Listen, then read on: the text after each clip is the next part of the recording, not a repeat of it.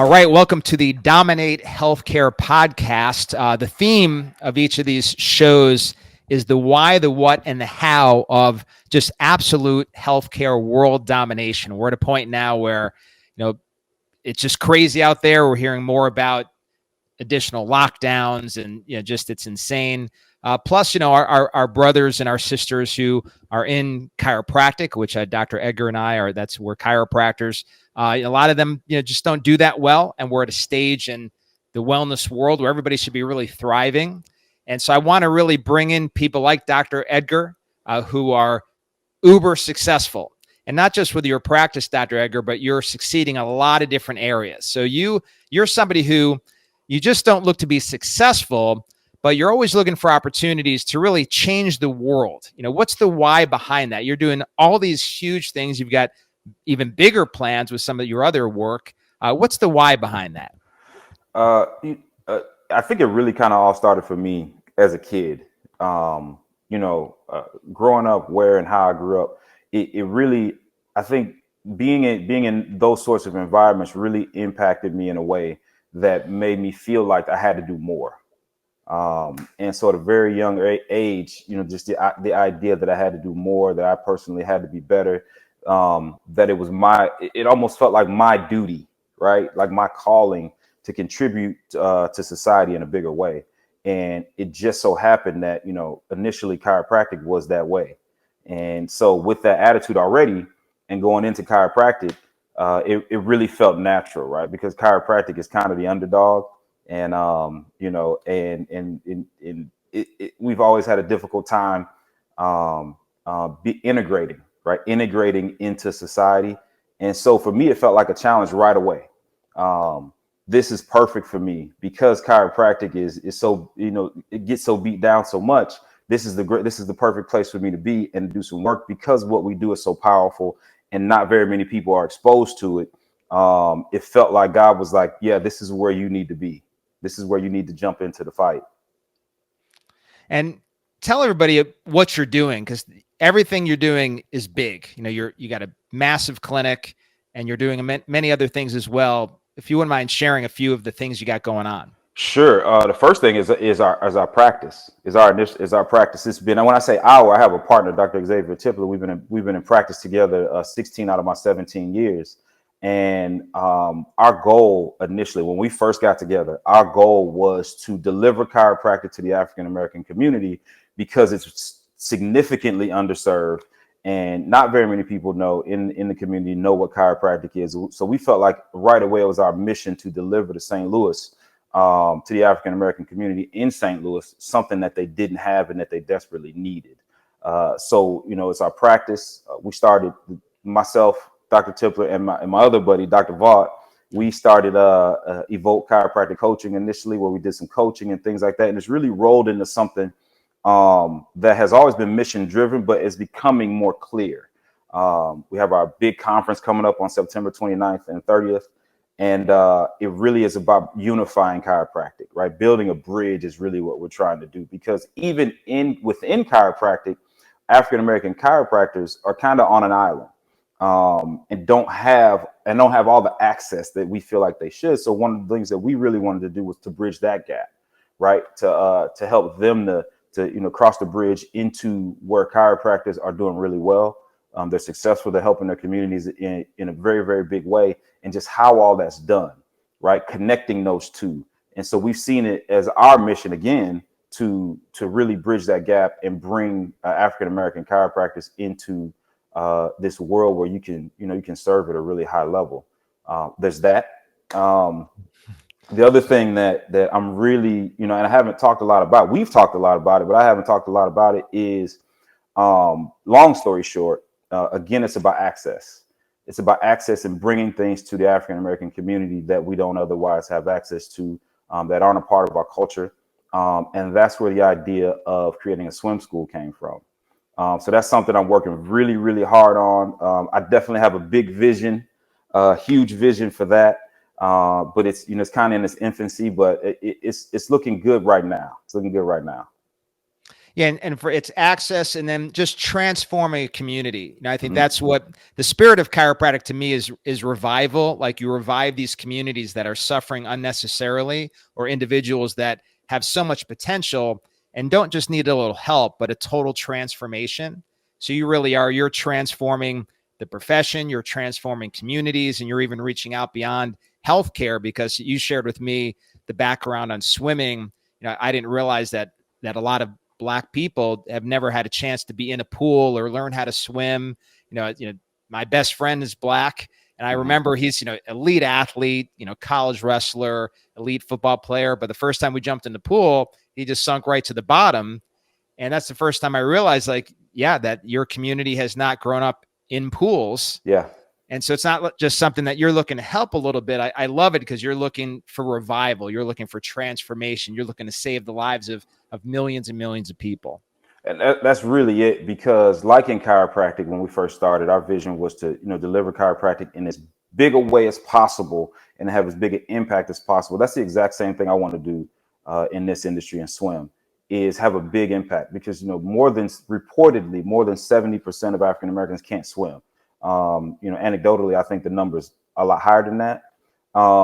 So there's a lot of room for, to have an impact on our culture, because, when someone can swim, it totally transforms their life. Not only the life and the way they live, but safety. From a safety standpoint, African American children are 9.5 times more likely to die from drowning. Wow. So those numbers are, those statistics are staggering, and something that can easily be changed, right? Simply be changed, right? Easy is not the right word, but simply be changed by access, because that has been in all my research and trying to figure out, why this situation exists. It simply comes down to access. It's not, it's not just our culture. It's not finances. It's not the will or want. It is access. And access was taken away. Long story short, access was kind of taken away in the 60s. And because African Americans swam at about the same rate as everyone else prior to that, access was taken Really? away. Yeah. Access was taken away. And when access was taken away, it no longer became part of our culture. And, generationally, if your parents don't do something, then you typically don't do it. And that's what it's just come down to. And then if you don't do it, then your kids don't do it. And so when you add that up over 70 years, then you get a culture of people who don't swim. So we're looking to reverse that. Yeah, it sounds a lot like the healthcare fight too, because our Exactly. parents were vaccinated and ate whatever and didn't get adjusted and just went to the doctor for everything, and they just passed that on. And then Yes. when their kids get cancer, they call it genetics, but it's really just keep passing down the lifestyle and just keep perpetuating disease in the family. And I just love, everything about you. And there's people out there by the thousands, the millions in chiropractic, in healthcare, looking for different ways to make money. So Mm-hmm. they go grasp to the latest online way to kind of get, sell a product or do online health coaching or start a course, just different ways to make money. And not that there's anything inherently wrong with any of that, but in the absence of the kind of power you possess. So you're a mission-based, world-changing, powerful, dangerous man. Like, so that, that describes you and your team. Two people I respect highly are your partners, Dr. Xavier, Yeah. Dr. Frank. That defines you guys. Those two are literally war heroes. And they're these, Literally. literally, yeah, like Yeah. not figuratively, but literally war heroes. And so, that with an idea becomes really dangerous to the powers that be that are trying to stop us from making a difference. So Mm-hmm. you guys are truly transforming this planet. It's very much like this idea of dominate. You guys are looking to dominate healthcare, dominate the world, make a difference.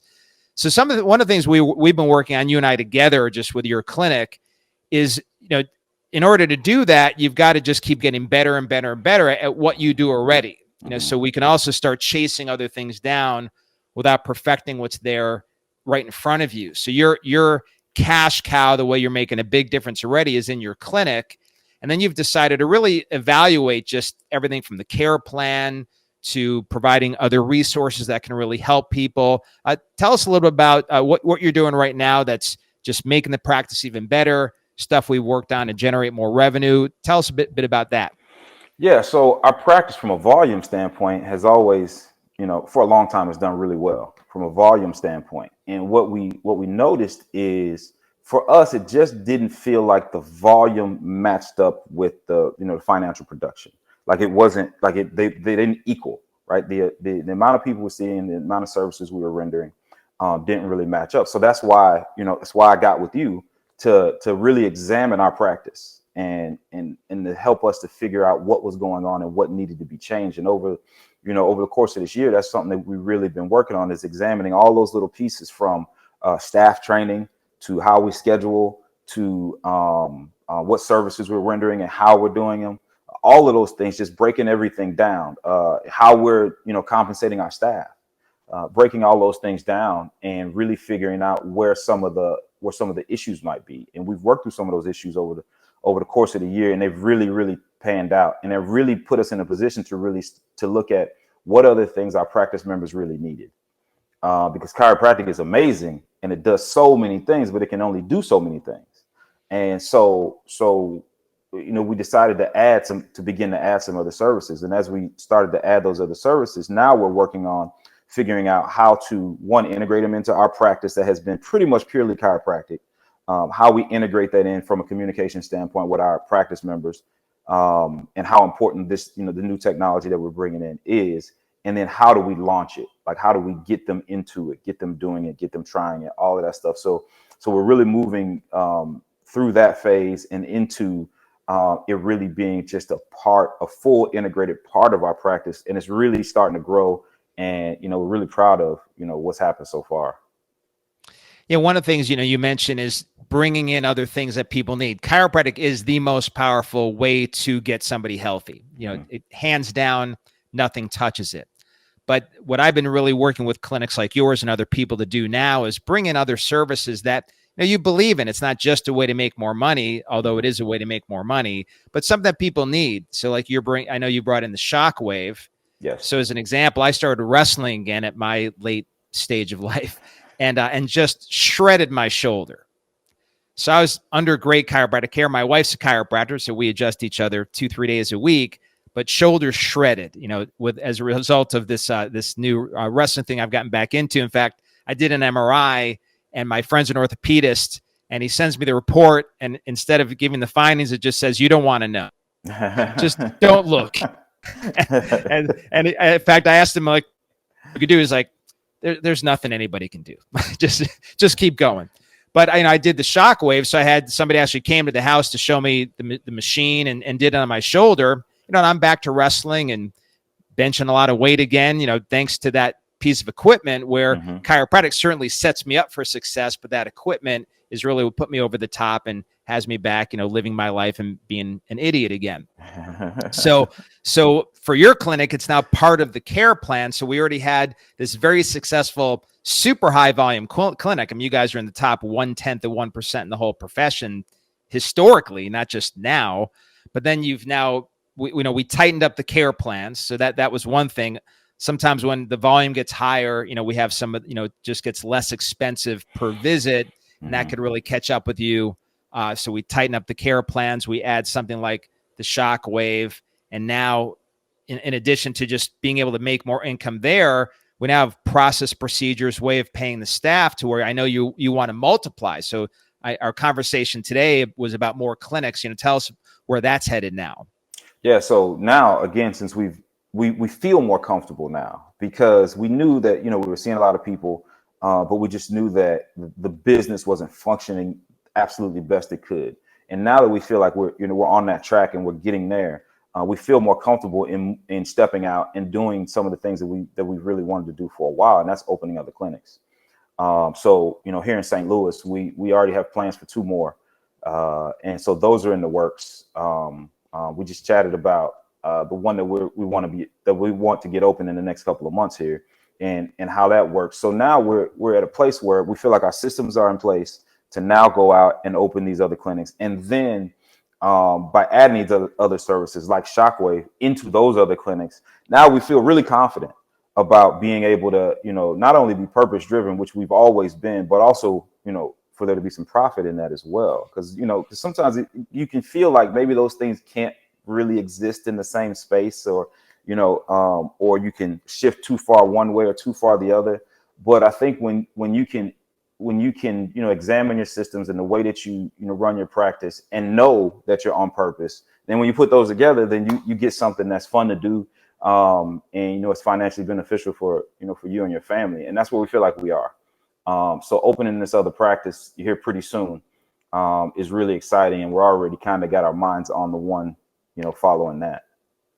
Yeah, generating wealth has always been sort of the dark side in many people's eyes to healthcare, but as we say, you can generate wealth without losing your soul. Yeah. But also to keep perpetuating what you're about. You have big vision, you're changing the world, and that requires resources in order to do many of those things. Mm-hmm. Plus, you and your family certainly deserve the very best for all the sacrifices that you guys are making. Anything last thing you'd say relative to domination? So, you have a certain attitude about going at life and practice and business. Any last words for us? Yeah, do it is really, really, kind of the thing is that I feel like that's the thing that separates folks who are really successful and folks who aren't. Because what you find is, and one of the things I learned in more recent years, being able to have access to the people and to be in rooms where people have been super successful, is that talent wise, there's not that much different. There's not that much of a difference between the people who have been wildly successful financially and the people who aren't. As talent wise and as a person, there is not that much of a difference. The big difference is they are doing it, and then some of us aren't. Right. And that really, to me, it just struck me that it's just those who are willing to take the risk. It's those who are willing to step out. It's those who are willing to make mistakes, willing to fail. And can't resist, just absolutely cannot resist the idea of doing something bigger, right? It keeps us up at night. So there are those who can't sleep because they feel like they're not doing enough to contribute to the world. And then there are those of us who are just a little too afraid. And so my advice would really be, whatever that thing is, just do it. Just step out. And I promise you, whether you're successful or you fail, you'll end up happier. That is for sure. Yeah, life is going for it. Yeah. The last thing I'll just say, I was looking at a picture that you guys had posted, and it was me standing next to a Super Bowl champion, and we were standing there with an NBA champion, and it was you, and it was Dr. Frank and Dr. Xavier, and it stimulated something in my mind to kind of write out who are the top 20 people I know, not just in chiropractic, just in the world that I respect and believe in, and I really think are the people to watch over the next 10, 20 years. And I didn't write down the Super Bowl champion's name, and I didn't write down the NBA champion's name, but I certainly wrote down your name and Dr. Frank and Dr. Xavier. I really believe in you guys. Love you guys. Love your hearts and what you're about. And I think it's just going to be fun to watch what you do over the next decade. Oh, yeah. I mean, you won't only be watching, you'll be participating. So well, don't go anywhere. After that. Thank you, Doc. All right, well, bless you, man. Appreciate everybody watching and listening. Go out there and dominate healthcare.